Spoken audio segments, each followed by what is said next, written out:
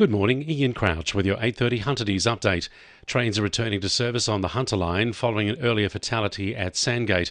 Police have confirmed a person was struck by a train at about 4:45 this morning near Sandgate Station.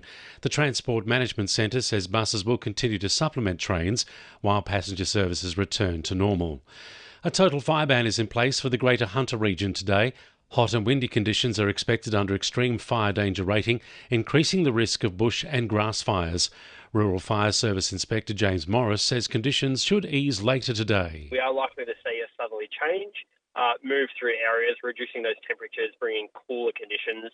However, those winds will be significantly gusty. We forecast up to 80 to 90 kilometres per hour. Caught today for a man allegedly involved in a police pursuit and crash at Spears Point at the weekend. Police attempted to pull over a car on Main Road just after 9 p.m. on Sunday night and began pursuing the vehicle when the driver failed to stop. They terminated the chase after losing sight of the car, later finding it had crashed into another car on Moore Street. Police say inquiries later revealed the driver had been involved in a domestic violence-related incident earlier in the night. The 34-year-old's been charged with 6 offences, including breaching an AVO, destroying or damaging property and causing a police pursuit. He's been refused bail to face Toronto court today. The Public Service Association says it's important the state government ensures violent offenders aren't in minimum security prisons.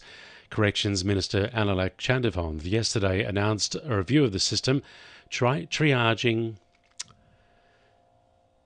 Minister Analak Chandathong yesterday announced a review of the system triaging prisoners between minimum and maximum security centres after guards walked off the job over the sentence handed to Cameron Welsh, who assaulted 4 guards at the Cessnock Correctional Complex.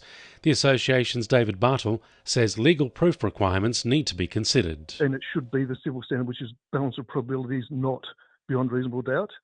Misconduct that occurs within the prison system gets overlooked by the classification board because of that. We're hoping that that gets addressed soon through legislative reform. Hunter landlords who knowingly lease a property to tenants selling illicit tobacco could face up to a year behind bars under proposed reforms. The state government is proposing new offences to prevent businesses from engaging in the illicit activity. Landlords could also face a fine of $165,000 under the proposed reforms. A flyover by an F-35 fighter jet from Williamtown RAF base will begin today's Civic Park Remembrance Day ceremony. The service will commence at 11 o'clock, paying tribute to the Hunters diggers and those who've dedicated their lives to service of Australia. RSL District Council Delegate Ken Fale says it's important to take a minute's silence to remember their sacrifice. You need to turn up at Civic Park and be part of the attendees, or at 11 o'clock, wherever you are, just stop for a minute's silence, a minute out of your day is not going to take much, just to remember those that fought and died on your behalf to protect our democracy.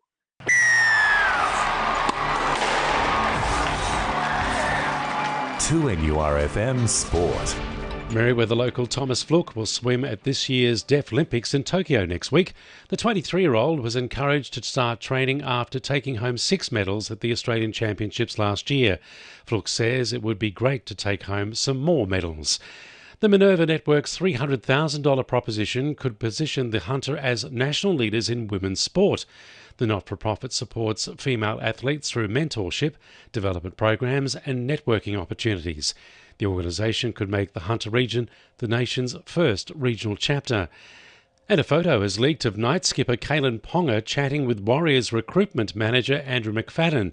The 27-year-old is off contract in 2027 and not free to negotiate with other clubs until November 1st next year. Ponga has been rumoured to leave Newcastle at the end of his contract, with links to the Roosters and R360. And the winning numbers in Monday Lotto are 3, 5, 22, 28, 31 and 38, and the supplementaries are 14 and 26. And now you're up to date with the latest 2NURFM Hunter News.